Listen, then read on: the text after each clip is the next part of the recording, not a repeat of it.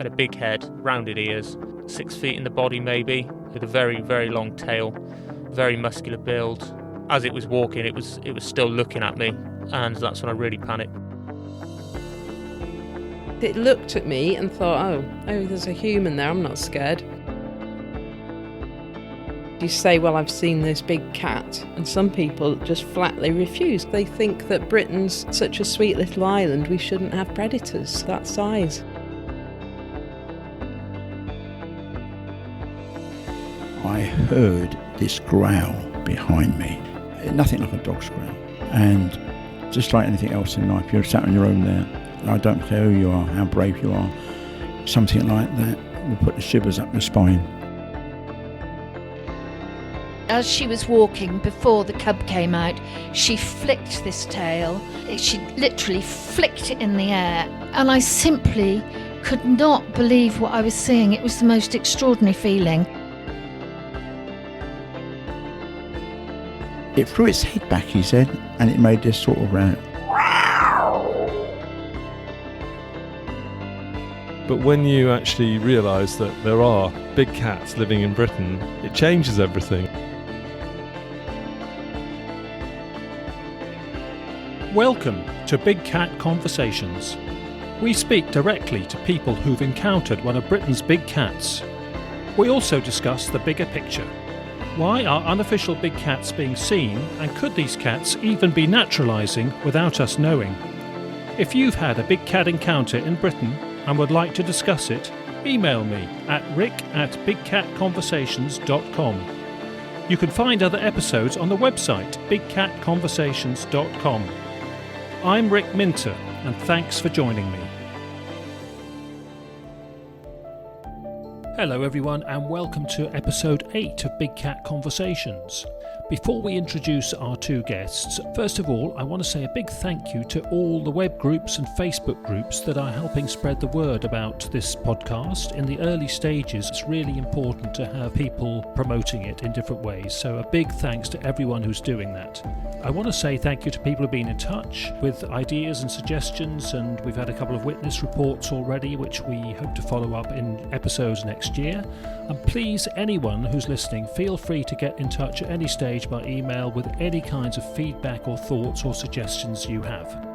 Okay, now our guests today are Matt, who is the producer of a forthcoming documentary, Britain's Big Cat Mystery. We have put a web link under the refs and links page on the website to his trailer for that documentary. And our second guest is Paul, who's based in Avon, and he's on the case throughout southwest England. Now, Paul and I discuss the sighting he had in Dorset a few years ago and how his dog reacted. We also discuss the use of trail cameras and tracking and investigating areas where we think there may be big cat activity. And there's a link on the website under episode 8 to a great trail camera site in Colorado where you can get more ideas about using trail cameras. So welcome to our first guest, Matt Everett. And Matt is the producer of Britain's Big Cat Mystery, and that is a documentary forthcoming and got very good feedback from the pilot audience. And Matt's going to tell us about the documentary and about an encounter he had in 2015, which led to the inspiration behind it, really. So Matt, thank you very much for coming on the show. And can we start with your encounter, please? I was driving to work early. I think it was about 6:30. I was en route to a construction site. I was a labourer at the time. Sun was just rising. It was still sort of dark, 50-50. And I was just driving to work on autopilot like everyone does at that time of the morning.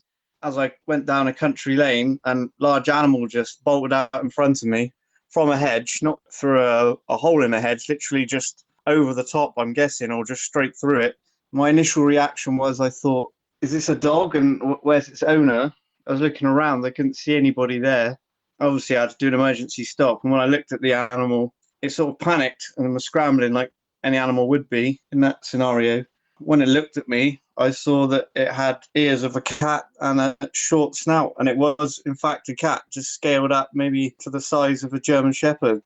So I assumed, wow, this must be the beast of Exmoor, given that I was on the foothills of Exmoor. So that's what happened when I first saw it. The animal panicked, as I said, and it sort of scrambled about in the middle of the lane. And to the right-hand side, there was a 5-bar gate, and it just jumped over it in a single bound with ease and ran out into a field. And then it stopped, turned, and looked at me with its ears pricked up, looking fully like curious. As they say, cats are curious, as was I, and we just held each other's gaze for what seemed like quite a long time. And I did reach for my phone to try and get a photo, but a car came the other way, and I gave way foolishly. And as I reversed back, I just sort of caught a glimpse of its tail going for a hedge, which had a track on the other side. So I did reverse back further to look down that track as well. And I did see it again, just sort of walk down there and under another fence, but it was just like 2 pieces of barbed wire fence, just went underneath it and into some tall grass. And my opportunity to get a photo was missed, but the experience was great. I feel lucky to have seen one, actually. How long did all that take, Matt? I'd say a minute, which was quite a long time, actually, from the initial emergency stop to it going into the tall grass. I recall vividly it having a black coat, what I can only describe as very shiny.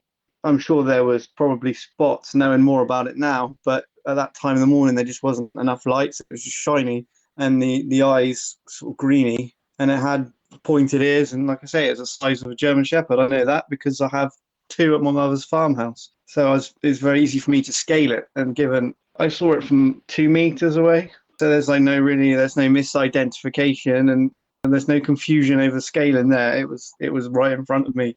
Lucky I didn't hit it, to be fair. It's interesting it came out onto that lane so close to your vehicle. Why do you think it messed up like that? I think it might have been on the other side of the hedge, but was confused to where my vehicle was coming from, so perhaps it was anticipating it to be behind it, but in fact it jumped out in front of me in error. That's what I think. I think I started it and it jumped in front of me instead of away from me. OK, and it then had to work out an escape route. Sometimes people see them leaping over a hedge, but this one couldn't do that.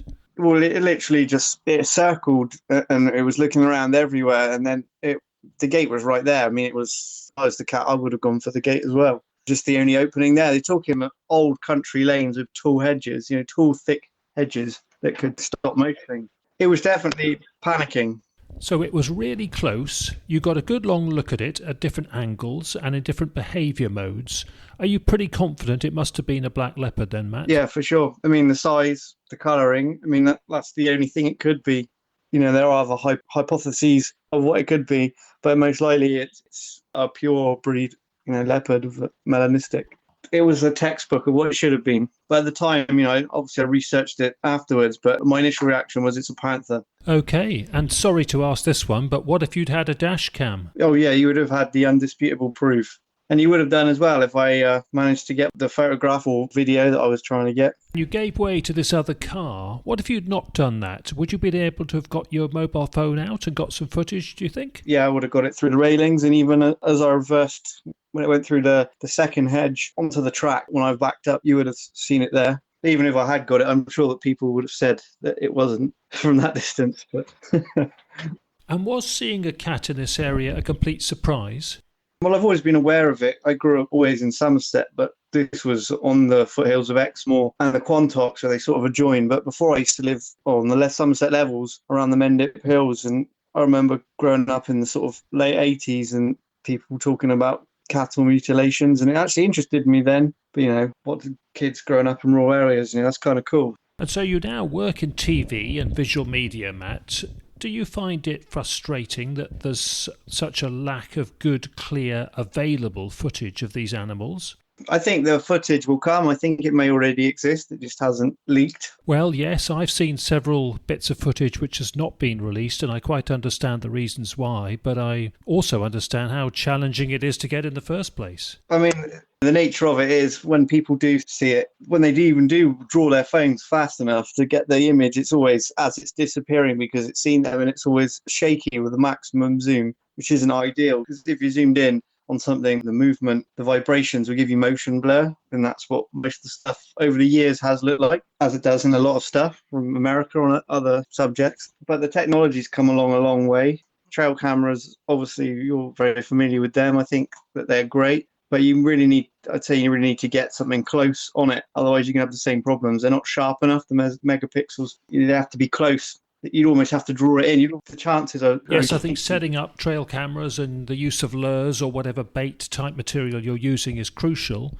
What about latest technology of cameras and drones? What do you think about the potential of those? Thermal imaging is interesting. I mean, that would work, but it's obviously expensive, and the logistics of how you would do that. I mean, you almost need a team, I think, to see this through. You need a team of people to be on it constantly. Yeah, I can imagine the manpower and the logistics of using drones is going to be particularly challenging, especially in nighttime situations.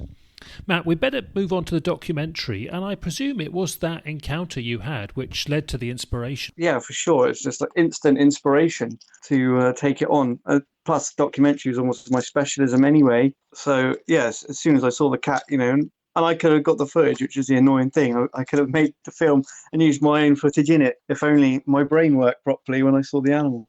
When I'm at home and I look at my cat, the way it looks at you when it's interested in you, it was just like a reflection just scaled up. And what are some of the main challenges in making a documentary on a topic like this, Matt? I imagine even just getting started is quite daunting. The people that investigate it, and they take it very seriously. So getting in with those people and being able to talk to them was obviously going to be the best source of information. After I met everyone, there was a great group of people. And as I suspected, they had all the information and contacts. So without those people, it would have been very difficult. But with those people, it was easy to get the leads. Okay, well, I guess I'm on the other side of that because I often have to suss people out before deciding whether to engage with them about a big cat project. And for me, it's about whether I think they're going to take the subject forward and treat it responsibly, or are they going to bring more baggage to the subject? And there's plenty of that already in this. How did you get on with various official bodies that you contacted when you were making the documentary, Matt? Did you get any kinds of interesting responses? Well, aside from casing up sightings and talking to you guys, I did contact DEFRA. First of all, they said they'd give me an answer in writing, and then that also, they just fizzled out. And in the end, nothing. Contacted the police, nothing. They just don't seem to want to engage with anybody about it. Well, I never think we should get too grumpy about all of that, because I think they're all in a very awkward position and they've got no resources. Even the freedom of information request that was made, like some of them, forces refused to disclose it. So, I mean, what does that tell you? Why would you refuse to? Yeah, but that assumes that they've actually got the records in the first place. I mean, in some situations, if something is particularly sensitive, particularly a big cat incident, it may not even get documented, in which case you're not going to be able to find a record of it anyway, even if you're asked to do so. Well, it's interesting you should say that, because I reported mine to the police, and I saw the statistic that covered my time of the request, and mine clearly wasn't in there. So I did phone the local wildlife officer in Minehead. They didn't obviously make a record of that. There's other reasons why they might not want to disclose it, because there are repercussions that could be negative, as I'm sure you talk about a lot, how it could inspire fear and, if you like, a witch hunt. It's almost like with Brexit, it's 50-50, half the population would be, leave the animals alone, and the other half would be like, no, we got to cull them. So how would you appease it? You just don't address it. Yes, indeed. There's plenty of dilemmas in this subject, and that's a key one. Now you've finished the documentary. It's been ready to go for a while. What's the next steps? What's happening next? With film, I mean, as I am with every film I've ever made, as time passes, you can look at it and you can see ways to improve it, which is something before a release I may want to do. And also there's always new sightings. I mean, it's a subject that will never get put to bed. When do you say that it's finished? I have actually done a more updated cut. I don't even know if you've seen it, but I did improve it already. I'm guessing now I live in London that I'm sort of in a better place to submit it to some more festivals, which is I'm not going to just put it on YouTube and see what happens, because I'd rather take it to the festivals and hopefully get some awards. It had some awards already, but I think we could accumulate some more. I mean, as a filmmaker, it's always nice to get some recognition for your work. If you don't get the distribution deal, at least you got some accolades. It means something. Well, I wish you well with the distribution, Matt, because I think it's going to be great if we all get a chance to see it soon. So fingers crossed. Now, can we come on to a potential spoiler? I hope you don't mind me drawing attention to this, but in a bit of the middle of the film, there's a piece where you interview a Marine. You actually interview him years after the event, and he was on Exmoor as part of the Marines trying to track down and even shoot what was thought of as the beast of Exmoor at the time, a big black panther on the moorland somewhere. And this guy actually says that he took a shot at it and he wasn't sure what happened, and maybe it went back to where it came from, and he then implies that somebody was perhaps letting it out from their property or whatever as a homing cat. It was being allowed to go out and it probably came back for food, and this guy really implies they knew that was happening. Now, that's alleged to have happened in other parts of the country in the past, so what did you make of that, Matt? The soundbite is along the lines of, or maybe it went back to where it originally came from with a big smile. That's literally what he says. And it does leave it open. He never told me anything beyond that. Yeah, it was definitely the suggest smile. It was great to find him. I mean, I wasn't actually aware that they'd been a unit deployed in the southwest of England because of a spate of killings. To actually track down someone who was there 30 years later, I thought I was quite lucky to find that. Absolutely. I think it was quite a scoop to get an ex-Marine to speak out like that, although, of course, as you say, it was a long time after the event. Now, just to sort of sum up the main message and thrust of the documentary, what would you say about it, Matt? For anyone who's listening to this and wants to find out more information, or even if you're a true believer or non-believer, the film it has some good evidence in it. It's very neutral. It lets you make your own decision by looking at the facts and what's there and drawing your own conclusions. Okay, well, can I now put you on the spot, Matt, and ask you the standard question? What do you think personally about big cats living in the wild in Britain? At the moment, no one recognises they're here. So if they're here or they're not here, I don't feel like it matters, because if they're not acknowledged, it's not having an impact now. So if they are here, they're not having an impact. So it's like an invisible man at a party. No one knows they're there. I think it's great. I love to think that there's still some mystery in the world and stuff that like this. It's great. I've always strived to make films about stuff that interests me in this way. What about getting to the stage when there would be more emphatic evidence to reveal, Matt? Am I right in thinking you're concerned about the Pandora's box reaction there could be? Well, there is. I personally would be concerned. So if big cats were acknowledged and it was accepted mainstream, I would have concern for the welfare of the animals and the reaction of the public. I think that you could end up with a witch hunt. I think that it could be potentially dangerous, much as I think it's good that the animals should be accepted. But on the flip side of that, how would people react? And I think you're going to have a split down the middle. Some people are going to be like, yeah, these cats are great, let's just monitor them. And then you're going to have others, what about our cattle, our children? And I think that could spiral into something ugly. All it takes is a few journalistic reports to be done in a certain tone to sort of stoke that negativity, that people would react in that sort of negative way to it, whereas there'll also be other elements out there that would want to promote sort of conservation approach. So it's a hard one. Okay, Matt, I think we're about done. Thanks so much for coming on the show, and really appreciate having your views on this topic. Any final points you want to make before we leave you? I feel privileged that I saw one of these animals, and don't sort of shrug it off as feeling that you'll be ridiculed, because you do get that reaction from some people to make you feel like that. But ultimately, it's a great thing, and join the club. Splendid. Thanks again, Matt, and all the best.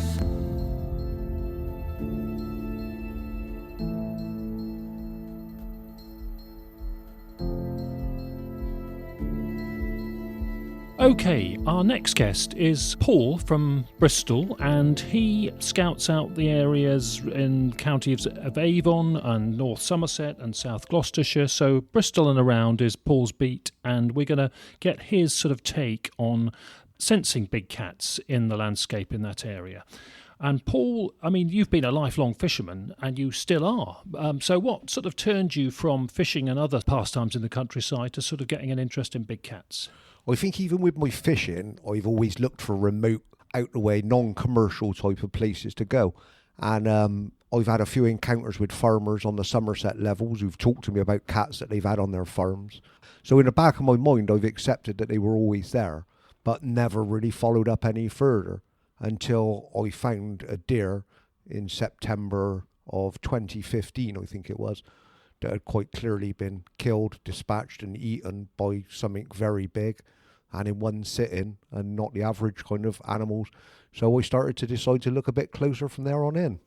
Okay, and had you heard about fishermen's tales of seeing big cats? 'Cause, I mean, fishermen do see them, don't they? Because they're quiet and they're at dawn and dusk times as well. So you've got a good chance as a fisherman seeing Constantly, a big cat. yeah, constantly. I've heard, and also through lamping, I used to do a lot of lamping and that, several close personal friends who've had actual experiences and encounters where they've seen lynx or black panther type cats in the lamp at night and things like that. So I've always just accepted that they were here, but never really had much sort of interest to look into it or one way or another, really. I just accepted that they were part of Britain and the wildlife. So. Okay. As a fisherman, it's difficult to see an otter, isn't it? I mean, how often have you seen an otter as a fisherman? Sadly, I've seen quite a few dead otters, but live otters, I would say I've seen 4 or 5 live otters around the place, and probably a similar number of dead otters as well, like roadkills or ones that have drowned in canals and things like that I've actually seen. So because I for a lot of people who are sort of not out and about in the countryside that much, I say to them, don't expect to see a big cat, and probably wouldn't expect to see an otter. It would be like that. Now, I know, Paul, you really sort of try to work out the landscape of sort of Greater Bristol and, as I said, Avon and South Gloucestershire and North Somerset, and you try to think where the cats would be when you sort of go looking for signs and think about cameras, things like motorway corridors and even the coastal areas and sheltered valleys and hillsides. Can you give us a sort of sense of how you sort of try and work out those kinds of things? 100%, yeah. I mean, sort of what you see abroad is quite similar to what happens over here, but it's kind of places of comfort. So minimum cold winds, maximum amounts of sunshine, and also places where sound can travel. So valleys that sort of form a horseshoe shape and are west-south facing, so they get the sun, but not the cold winds and all the rest of it. And also any kind of people or animals moving about, the noise travels to the animals as well. And I found that that's kind of quite constant. If I see a landscape that suits all the requirements I think that I need, I often find carcasses of animals that I think have been killed and eaten by a large predator, or footprints that I can't explain in this country. So yeah, the environment ties normally with some of the clues and the signs that I find in the areas. And I mean, cats don't distinguish urban and rural, do they? I mean, you live on the edge of Bristol, and you feel you don't have to go far. Not at all. No. I think as we sort of develop and build, we are getting closer and closer. So yeah, without wishing to create fear, but no, I do find signs of cats close to the outskirts of Bristol, within a couple of miles of my house. Could you give a couple of examples? Not far from Avonmouth, which is a large industrial area. And yeah, within a mile of some of the warehouses in Avonmouth, I've actually found carcasses of animals that I believe have been killed and consumed by large cats. So yeah, we've built extra motorways in the area as well that I think may have kind of trapped the animals in a little bit. But they've got everything they need within that small area. They've got the woods, the cover, loads of deer, prey food, and nobody's really looking for them or out there disturbing them. It's small pockets of land that have been trapped by development, and possibly they're just happy living in there. You feel the sort of foreshore and the coastal areas are part of their beat as well, don't you? Another thing, yeah, definitely. In the winter, they tend to stay more in the woods and further up. But during the summer, when the crops are high, I think they're travelling through. And yeah, through local sightings and other things, I think they do move down to this foreshore along the edge of the estuary during the summer months. I walked there the other day myself, and the amount of baby rabbits and young prey and what have you is rife down there. So it's an ideal place for them to be. Mm-hmm. And I know that you try and network with all kinds of people, especially farmers and people from sort of the game sector, and you're aware of how tricky it is to ferret out evidence from somebody who's got land that they want to keep it a secret on. But I know that you try and encourage people to bring forward evidence so that we can use it educationally. But can you give us some examples of the difficulties you've had in that? Oh, for sure, yeah. Everybody is different. If you own a piece of land and you suddenly tell people that you've seen a leopard or a big cat on your piece of land, you're inviting everybody, from the most undesirable to the local lunatics, to your land. So, and the press. and the press. Or media, Yeah, which can often want to glamorise things and make it sort of seem more scary than it is.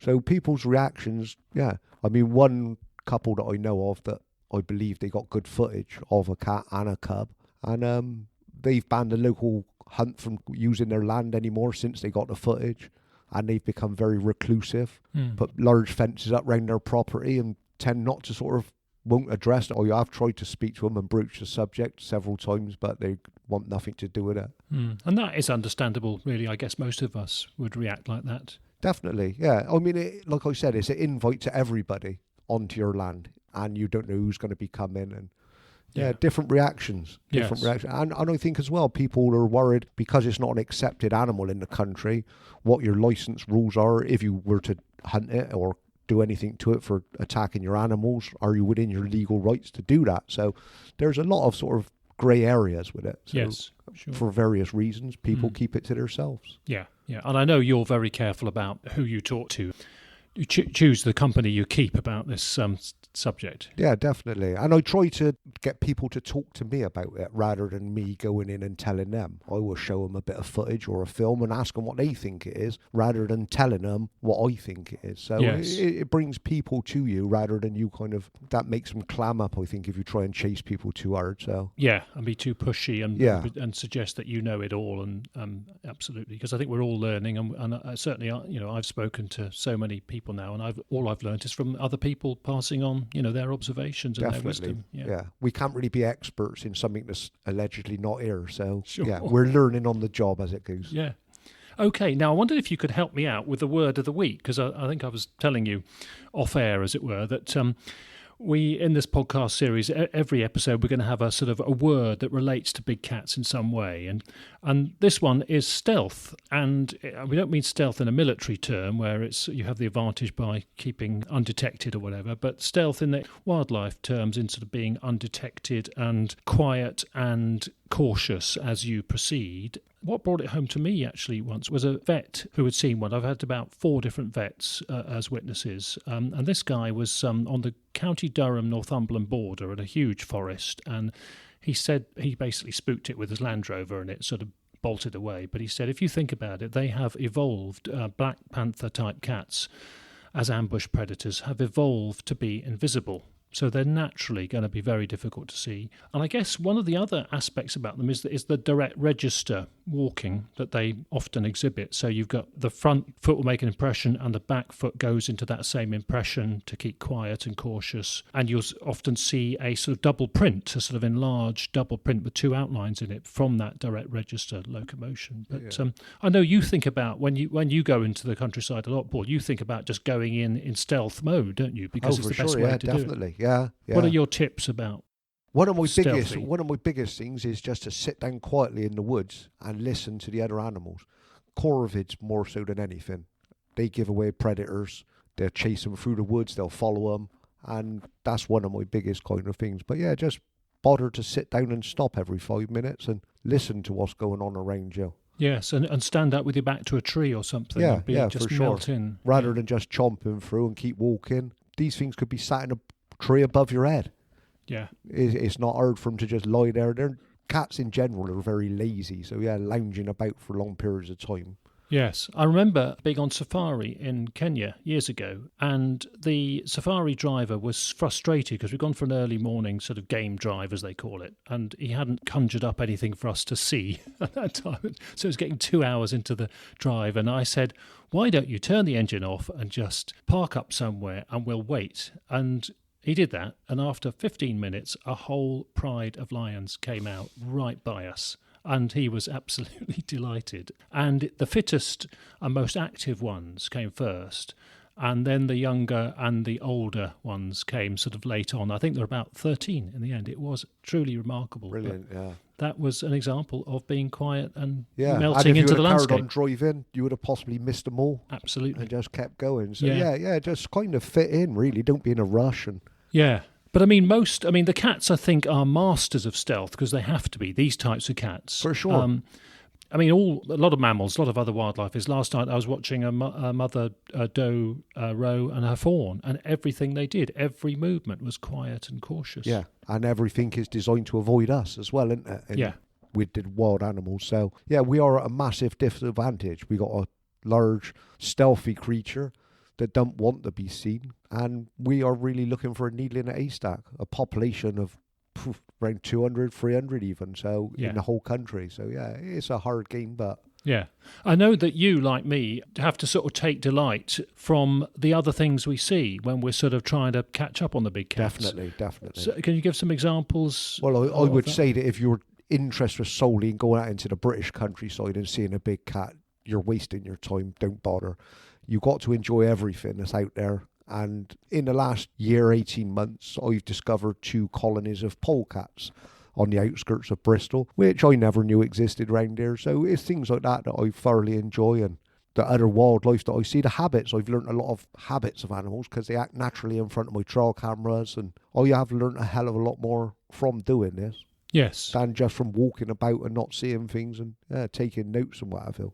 Sure. I know that some people say the trail cameras can take over a bit, but I do accept that, because you don't want to lose the sort of tracking mentality and the tracking instincts. But if you're setting up trail cameras, you are thinking about which animals are going to go where and how they're going to behave. So, and you have to follow tracks sometimes to see where the mammal trails are and the best types of locations. But polecats is something that's cropping up on our cameras, isn't it? Yeah, definitely. And it's something that, like I said, people didn't know about. Do you know what I mean? There are polecats now popping up all around the country. So, and I would have never seen one. I've never seen one with my naked eye, but I think I've got something like 15 or 16 of them now on my cameras. Yeah, which is better than assessing them from and surveying them and their distribution from just finding dead ones on the road, which is how they used to do it. Yeah. Any other tips about tracking and looking for signs? Oh, definitely. I think a good trail for an animal is a good trail for all animals. Don't just go out and look for somewhere where you think there might be a cat. If deer, fox, badger, and all the other native species are using that path, then the chances are, if there is a cat in the area, he will use the same path and follow the same routes that the other animals do. After all, they are his dinner, so he's got to be there. So a good path is a good path, no matter what, and pinch points and kind of trap areas, holes in fences, which force animals to all move together. They're great places to put your cameras. Okay, yeah. And of course, I know that you and I are a fan of David Neal's, the Colorado trail camera sort of expert. And I'll put the link to his trail camera footage under the episode on the website so people can see those. And one of his tips is, can you tell us about one of his tips about the rock in front of the camera? Yeah, for sure. And it's something that in the last sort of 12 months, 18 months I started doing, and it is incredible, is to just put a stone or a log or something like that in front of your camera, and then it makes the animal stop. After a period of time, they'll start marking it, and then more will come and more will mark it. And yeah, it's amazing how many things delay their time past the cameras, so you get an actual photograph rather than just a false trigger and things like that. And it just increases and increases. It snowballs as more animals scent it and mark it, so it becomes more attractive. Another little thing that I would say to people who want to put a camera out is don't face them to the east, because they become blind in the morning when the sun rises, and it's often the best time to catch wildlife. So yeah, I try not to face them to the east. Good point. Okay, yeah. And I think that point about the sort of the stone or the scent marker object in front of the camera is so good, because that means that you don't necessarily have to put any sort of smelly lure out, because you need something which delays the creature as it's passing the camera so you get a good snap of it. Otherwise it could just be a blur, you might even miss it. But doing something natural is far better than having to smear some ointment or whatever, or smelly stuff in front of the camera, because that's going to go after a while. But the scent marker post is going to be there for a long time, and animals are going to use it as signposting, aren't they? I have noticed with the marker, by putting the marker down, that a lot of local animals, it becomes a regular stopping point for them. I've had the same fox every day. As he goes out on his travels, he'll stop at the stone, have a wee and walk on. So it does definitely bring things in to the area. Yeah, and you do need to delay them to get a good picture from. Oh, definitely, yeah. People think that stick a trail camera on a tree and it'll catch everything, but as you know, I know, we probably get more false pictures than we do actual pictures, like just triggers of leaves and moths and. Yeah, even though the camera technology has improved in the last couple of years. Massively, yeah. Yeah. Okay, just your personal views on big cats living wild in Britain. What's your personal sort of take on it? Are you comfortable with it? Is it interesting, or are there sort of various issues that you'd like to raise? At this moment in time, I don't really think they're a problem just because of population numbers, and the deer population of England has absolutely exploded. I think is keeping them. They don't need to take farm animals anymore like they did back in the 70s and 80s. Now, I wouldn't like to put a sort of number on the deer in this country, but we've now got roe and muntjac deer everywhere, and I can sort of go to industrial areas, places in the middle of town, and I can find deer in every park basically, and everywhere there's a bit of greenery. So I think that for that side of it is brilliant, because we need an apex predator. I don't know when the balancing point might turn and people are seeing them more regularly and it becomes a bit of a problem, but at the moment I think it blends in. There's not enough of them to cause a problem, and we're going to get not much more than the odd occasional glances and things like that. So yeah, as it is, I think carry on and monitor the situation basically. But yeah, the population will definitely rise, and there will come a point where we have to face the fact that they are here. And how do you find other people that you sort of network with? I mean, it's difficult to generalise, isn't it? But what kind of feedback do you get from other people that you massively varied, yeah. I believe the hunting fraternity kind of find it almost insulting that I'm claiming there's an animal in the wild that they haven't seen themselves. So, or some of them, Paul, because I know quite a few that do. Definitely. Once they have seen one, yeah. obviously they'll be. But if they haven't ever had an encounter or seen one, they seem to be the worst skeptics. It's almost like it's an insult to their ability as a hunter or whatever they do in the countryside, that if large predator exists and they've never seen it. So I do get quite a lot of harsh things from gamekeepers and that type of people. Other people just accept it sort of pretty much as I have. I mean, horse riding community is quite a good community to because they're out early in the morning and the horses react to the animals present.